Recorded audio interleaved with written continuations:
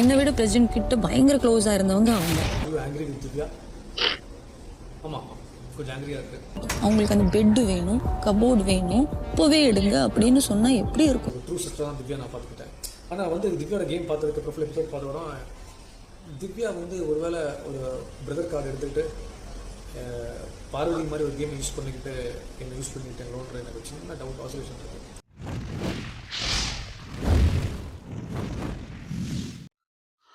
Hi, எல்லோருக்கும் வணக்கம். Big pass ரசிகர்களுக்கு வணக்கம். ஸோ இந்த சாண்ட்ரா வந்து பிரஜன் போனதுலேருந்தே இந்த அம்மா சாண்ட்ரா வந்து தினமும் வந்து ஒவ்வொருத்தரும் உட்கார வச்சுட்டு புலம்பிட்டு இருக்குது. ஒரே மேட்ரு தான், ஒரே டைலாக் தான். அந்த ஒரே டைலாக்கை வந்து எல்லார்கிட்டையுமே சொல்லிட்டு இருக்கு.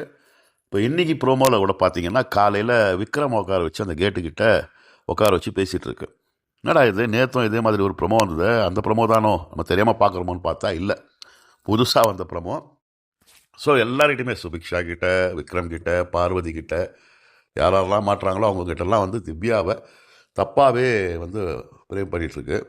ஒரு பக்கம் வந்து பார்த்திங்கன்னா திவ்யா வந்து பிரஜன்கிட்ட என்ன ஆச்சுன்னே தெரிலனா அப்படி இப்படின்னு அது ஒரு பக்கம் பேசிகிட்ருக்கு. நீ உண்மையிலேயே ரொம்ப நல்லவளாக இருந்தால் என்ன பண்ணும், திவ்யாவை கூப்பிட்டு உட்கார வச்சு நீ ஏன் அப்படி பண்ண, ஏதோ ஒரு பண்ணியிருக்கிற மாதிரி நீ ஒரு அசம்ஷன் பண்ணி வச்சிருக்கல, உனக்குள்ளே வந்து ஒரு ஒரு வித எண்ணங்கள் ஓடுதில்லை, அதை நீ திவ்யா கிட்ட மட்டும்தான் கிளியர் பண்ணிக்க முடியும். சுற்றி இருக்கிறவங்க எல்லாருக்கிட்டையும் நீ பேசுனீன்னா அப்போ என்ன நினைக்கிறது உன்னை பற்றி? நீ கேவலமாக ஒரு மட்டமான ஒரு கேம் விளையாடுற, ஒரு பொண்ணை பொதுவெளியில் தப்பாக வந்து நீ ப்ரொஜெக்ட் பண்ணுற, இதுதான் நீ பண்ணிகிட்ருக்க சாண்ட்ரா அப்படின்னு தான் நான் நமக்கு நினைக்க தோணுது. ஸோ இங்கே வெளியே இருக்கக்கூடிய பிரஜனகம் வந்து கொஞ்சம் கூட அறிவில்லை போல், ரெண்டு பேரும் ஒன்றுத்துக்கு ஒன்று சளைச்சது இல்லைன்ற மாதிரி பிரச்சனமே வந்து நான் ஒரு இடத்துல பார்த்தேன். திவ்யா வந்து பிரதர் கார்டு யூஸ் பண்ணுறாங்களோ அப்படின்னு எனக்கு சந்தேகமாக இருக்குது. எனக்கு தங்கச்சிங்களே கிடையாது, கூட பிறந்தவங்களே கிடையாது, நான் தங்கச்சியாக தான் நினச்சேன். என்ன பண்ணிடுச்சு திவ்யா அப்படின்றது ரொம்ப மர்மமாகவே இருக்குது. ஒரு பக்கம் ஆரம்பத்தில் சாண்ட்ரா பேசும்போது திவ்யாவுக்கு பிரஜன் மேலே வந்து ஏதோ ஒரு க்ரஷ் இருக்கா மாதிரியும், அது வெளியில் வந்து வேறு மாதிரி ப்ரொஜெக்ட் ஆகிட்டு தன்னுடைய கணவர் பேர் கெட்டு போயிடும், அதனால தான் அவர் வந்து போயிட்டார் போல், அந்த ஒரு விஷயம் வந்து வெளியில் பரவலாக பேசப்பட்டு தான் பிரஜன் வெளியே போயிட்டார் போலன்ற மாதிரி அப்படி தான் நினச்சி ஆரம்பத்தில் வந்து ஒன்று பண்ணிச்சது. இன்றைக்குமே அதில் வந்து அது உறுதியாக இருக்குன்னு வச்சுங்க. பிரஜன் வந்து தங்கச்சின்னு தான் சொன்னார், அதுவும் அண்ணான்னு தான் சொல்லிச்சு. ஆனாலும் பிரஜன் வந்து ஒன்றும் பண்ணல, திவ்யா தான் இதை வச்சு ஒரு கேம் ப்ளே பண்ணிட்டுருக்கா அப்படின்னு சொல்கிறது. பிரஜன் போனதுக்கப்புறமா அந்த கபோர்டில் இருக்க துணியெல்லாம் அடுக்கும் போது ஹெல்ப் பண்ண தான் வந்து திவ்யா வந்திருக்கும், நானும் கூட ஹெல்ப் பண்ணுறேன் அப்படின்ற மாதிரி தான் வந்திருக்கும். ஆனால் வந்து அந்த கபோர்டுக்காகவும் அந்த கட்டிலுக்காகவும் நானே வெளியே போகணும்னு நினச்சா திவ்யா. 3 பேரில் யார் வந்து வெளியே போவாங்கன்னு கேட்டால் நான் தான் வெளியே போவேன், சாண்ட்ரா தான் வெளியே போவாங்கன்னு சொல்கிறா. இது என்ன இது ஒரு கேம், இது எல்லாரும் எல்லாரை பற்றியும் சொல்லி தான் ஆகணும். நீங்கள் 2 பேர் புருஷ முன்னாடி கேம் விளையாடுனீங்கன்றதுக்காக மற்றவங்கெல்லாம் வந்து உங்க கூட வந்து ஒன்று எதுக்குமே சொல்லாமல், உன்னை ஒஸ்ட் பர்ஃபார்மராக சொல்லாமல், உன்னை நாமினேஷன் பண்ணாமல் எப்படி இருக்க முடியும்? ஸோ இது வந்து ஒரு மனநோய் அப்படின்றத விட இந்த கேமை வந்து இப்படி நம்ம ப்ளே பண்ணால் தான் போக முடியும்னு ஒரு முடிவுக்கு வந்திருக்கு போல். ஏன்னா மனநோய் அப்படிலாம் சொல்ல முடியாது. சாண்ட்ரா மிக தெளிவான ஒரு லேடி, ஓகேங்களா? அதனால் இதெல்லாம் வந்து சும்மா போயிடுச்சு. அவங்களுக்கு வந்து அறியாமல் செய்கிறாங்கன்றதெல்லாம் வந்து 100% ஒத்துக்க முடியாது. பிளான் பண்ணி எல்லாருக்கிட்டையுமே திவ்யாவை வந்து டவுன் பண்ணுறதுக்கு பின்னாடி கேவலமாக பேசிகிட்டு இருக்கு. கேட்டால் நான் எங்கேயுமே பேசுனதில்லை, எதுவுமே பேசுனதில்லை, நான் ஏன் உட்காந்து வந்து திவ்யா வந்து ஒரு வாட்டி வாங்க உட்காருங்கன்னு லிவிங் ஏரியாவில் கூப்பிட்டு என்ன பிரச்சனை நம்ம தீர்த்துக்கலான்ற மாதிரி பேசுகிறாங்க. நீ ஏன் பேசலை, எனக்கு பேச வேண்டிய அவசியம் இல்லை அப்படின்னு வந்து அவாய்ட் பண்ணுறது. தப்பு இல்லாதவங்க உட்காந்து பேசுவாங்களே, நீங்கள் பேசியிருக்கலாமே. ஸோ எல்லாத்துக்கும் ஒரு காரணம் சொல்லி அங்கேருந்து எஸ்கேப் ஆகுறது. ஸோ எல்லாருக்கிட்டையுமே தனித்தனியாக சொல்லக்கூடிய நீ உட்காந்து எல்லாத்துக்குமே பேசியிருந்தனா அதுக்கு ஒரு தீர்வு கிடச்சிருக்கல. ஸோ டோட்டலாக சாண்ட்ராவுக்கு வந்து தீர்வு கிடைக்கணும் அப்படின்லாம் இல்லைங்க. பிரஜன் வெளியே போயிட்டாப்புல, எதிர்பார்க்காம நடந்துச்சு. நீங்கள் பார்த்தீங்கன்னா பிரஜன் போகிறதுக்கு முன்னாடி பிரஜன், ரம்யா, வியானா, சாண்ட்ரா எல்லாரும் உட்காந்து பேசிகிட்டு இருப்பாங்க. கண்ணி தான் போவா இந்த வாரன்ற மாதிரிலாம் கிளல் பண்ணி பேசிகிட்டு இருப்பாங்க. ஆனால் பார்த்தீங்கன்னா பிரஜன் போயிட்டாப்புல, ரம்யா போயிட்டாப்புல, வியானா போயிட்டாங்க. ஸோ இவங்களுக்கு வந்து ஷாக்கு, பிரஜன் வெளியேற்றத்தை ஏற்றுக்க முடியல, ஓகேங்களா? அதுக்கு யார் மீதாவது பழி போடணும், பக்கத்தில் இருந்த திவ்யா மீதே பழி போட்டு தலை வாங்கல. அப்படி என்ன தான் தப்பு பண்ணாங்க அப்படின்றத வந்து ஓப்பனாகவும் சொல்லணும், எதையும் தெளிவாகவும் சொல்கிறதில்ல. அதில் வந்து ஒரு மர்மத்தை வச்சுக்கிட்டு ஒரு பொண்ணு மீது வந்து அவதூறாக பேசிகிட்டு இருக்கக்கூடிய இந்த சாண்ட்ராவை நிச்சயமாக வந்து இதற்கப்புறமா விளையாட விடக்கூடாது. மிட்வீக் எவிஷனில் தூக்கி போடணும் வெளியே. இது வேறு மாதிரி போவோம். இது நீங்கள் அலோவ் பண்ணுறீங்களா பிக் பாஸ்ன்னு தெரில. யாராக இருந்தால் நாங்கள் நமக்கு வந்து திவ்யாலாம் ஒன்றும் பிடிக்கும்லாம் இல்லை, திவ்யாவெல்லாம் பல விமர்சனம் பண்ணியிருக்கோம். நம்ம கேமில் வந்து பின்னாடி ஒருத்தருக்கு ஒருத்தர் பேசிப்பாங்கிறது வேறு. ஒருத்தருடைய கேரக்டரை வந்து குணாதிசயத்தை வந்து குறை சொல்லக்கூடிய வகையில் அவங்க தப்பு பண்ணாங்களா பண்ணலையான்றதை நம்ம பார்க்காத போது தப்பு பண்ண மாதிரியான ஒரு தோற்றத்தை ஏற்படுத்துறதுன்றது பெரிய தவறு இல்லையா அது? அப்போ ஒரு பெண்ணை பற்றி ஒரு பெண் வந்து பின்னாடி என்ன வேணால் பேசிக்கலாம், ஒரு ஆண் தான் பேசக்கூடாதா? என்ன இது வேறு விஷயம் கேம் விஷயமா வந்து அவங்க பின்னாடி வந்து அவள் இப்படி பண்ணுறா அப்படி பண்ணுறான்லாம் சொன்னால் அது பரவாயில்ல. அவங்க வீட்டுக்கார் போனதுக்கு முக்கியமான காரணமே திவ்யான்ற மாதிரியும், திவ்யா வந்து அண்ணா அண்ணான்னு சொல்லிட்டு வேறு விதமாக பிரஜனை சித்தரித்து வெளியில் காட்டிட்டா மாதிரியும் இப்படியெல்லாம் வந்து ஒரு குற்றச்சாட்டு திவ்யா மீது சாண்ட்ரா தொடர்ந்து எல்லார்கிட்டையுமே தனித்தனியாக கூப்பிட்டு வச்சுட்டு இருக்கு இன்டைரக்டாக.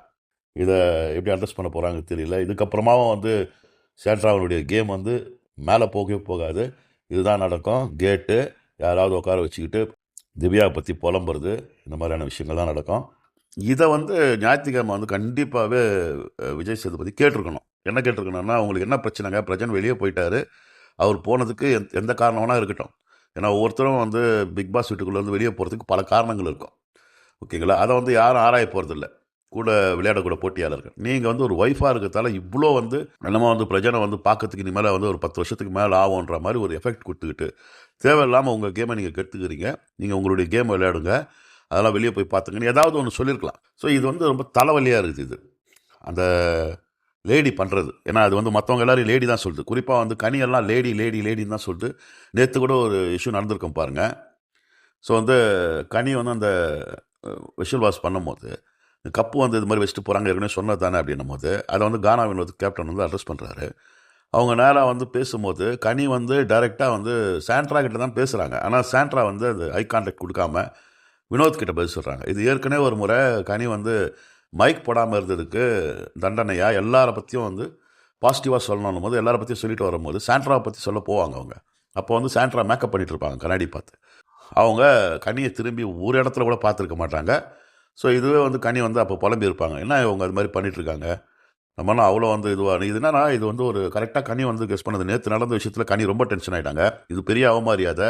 ஒருத்தருக்கு ஒருத்தர் வந்து நம்ம இந்த வீட்டில் இருக்கிறோம், வெளியில் இருக்கும்போது நம்ம தேடி போய் பேச போகிறோம், ஒருத்தருக்கு ஒருத்தர் பார்த்து பேசுறதுலன்றதில் அவாய்ட் பண்ணுறதுன்றது எந்த மாதிரியான ஒரு மனநிலை? இது ஒரு சுப்பீரியாரிட்டி காம்ப்ளெக்ஸ் இல்லையா? மற்றவங்களை வந்து தாழ்த்தி நான் பெரிய ஆளுன்ற மாதிரி காட்டிக்கிற மாதிரியான ஒரு விஷயம் இல்லையா அப்படின்ற மாதிரி கனி கேட்டிருப்பாங்க. இதுதான் வந்து சாண்ட்ராவுடைய கேரக்டர். இன்றைக்கி சுபிக்ஷா கிட்ட உட்காந்துன்னு நீ உன் குறையெல்லாம் கொட்டுற, நேற்று நைட்டு உட்காந்துன்னு முழுக்க முழுக்க சுபிக்ஷா கிட்ட உட்காந்துன்னு பேசிகிட்டு இருக்கேன். நான் சுபிக்ஷாவை எவ்வளோ கீழ்த்தரமாக பேசியிருக்கேன் சாண்ட்ரா, எல்லாரை பற்றியுமே பேசியிருக்கேன். நீ சுபிக்ஷாவை பற்றி பேசியிருக்க, கனியை பற்றி பேசியிருக்க, ரம்யாவை பற்றி பேசியிருக்க, தரக்குறைவான வார்த்தைகளை பல விட்டுட்டு என்னமோ வந்து நான் வந்து ரொம்ப நேர்மையானவ, நான் எல்லாருக்கும் சமமானவன்ற மாதிரி ஒரு சீன் போட்டுட்ருக்கிறது இந்த பிரஜனுடைய சட்டையை வச்சுக்கிட்டு. இதெல்லாம் பார்க்கறதுக்கு பயங்கர கிரிஞ்சாக இருக்குது, ஓவர் ஃபேக்காக இருக்குது. அந்த கேட்டாண்டியே போய்ட்டு உட்காந்துக்கிறது, அழறது, அவ்வளோ கஷ்டப்பட்டு ஏன் இருக்கணும்? விஜய் சேதுபதி ஞாயிற்றுக்கிழமையை அமுச்சு விட்ருக்கலாமே, வியானாவை அமிச்சதுக்கு சாண்ட்ராவை அமுச்சிருக்கலாமே. ஏன்னா வியானாவாவது ஓரளவு கேம் விளையாடிட்டு இருந்ததா, சாண்ட்ரா ஒன்றுமே இல்லையா? திவ்யா திவ்யா திவ்யா திவ்யா, ஒரு பக்கம் கனி கனி கனி கனி, எல்லாரும் என்னை ஒதுக்குறாங்கன்ற மாதிரி அதுவே வந்து ஒரு நெரேட்டிவாக வந்து செட் பண்ணி நான் தன்னை தனிமைப்படுத்திக்கிட்டு, இது தேவையில்லாத ஒரு கேம் இது. ஏன்னா இந்த அம்மாவுக்கு வந்து என்னென்னா சீன்னு சொல்லிட்டாங்களாம் கனி, சீன்னு சொல்லிட்டாங்க, சீன்னு சொல்லி எவ்வளோ வார்த்தைகள் நீ விட்டுருக்க. சுபிக்ஷாவை விக்ரமோட நாயின்னு சொல்லியிருக்க, ரம்யாவை வந்து உருவ கேலி பண்ணியிருக்கேன். எவ்வளோ நம்ம பின்னாடி பேசினாலும் அதுதானே உன்னுடைய கேரக்டர் அப்படின்றத காட்டியிருக்க. என்னமோ வந்து சீன் ஒன்று சொன்னால் மட்டும் அது பெரிய விஷயமா எடுத்துக்கிறேன். நான் ஏற்கனவே சொன்னது தாங்க, சாண்ட்ராக்கு மகாராணி மனநிலைங்க. எனக்கு கஷ்டமாக இருக்குது, நாங்கள் ரொம்ப கஷ்டப்படுறோம், நாங்கள் அதுக்கு தான் வந்தோன்னா, ஒரு நேர்மையான விளையாட்டை விளையாடி நீயும் உன் புருஷனும் மக்களுடைய அபிமானத்தை சம்பாரித்து அதன் மூலமாக உங்களுடைய தேவைகளுக்கான பொருளாதாரத்தை சம்பாரிச்சிட்டு போயிருக்கலாமே, பேர் பொருளாதாரம் எல்லாத்தையும் சம்பாரிச்சிட்டு போயிருக்கலாமே. இப்படி ஒரு கேவலமான மட்டமான கேம் விளையாடினா உங்களுக்கு பொருளாதாரம் வராமல் இருக்குது இல்லை, நல்ல பேரும் வராமல் போயிடும். இதுதான் நடக்கும். ஸோ சாண்ட்ராவனுடைய இந்த மட்டமான கேமுக்கு வந்து ஒரு முற்றுப்புள்ளியை பிக் பாஸ் டீம் வைக்கணும் அப்படின்றது தான் நமது எதிர்பார்ப்பு. நன்றி, வணக்கம்.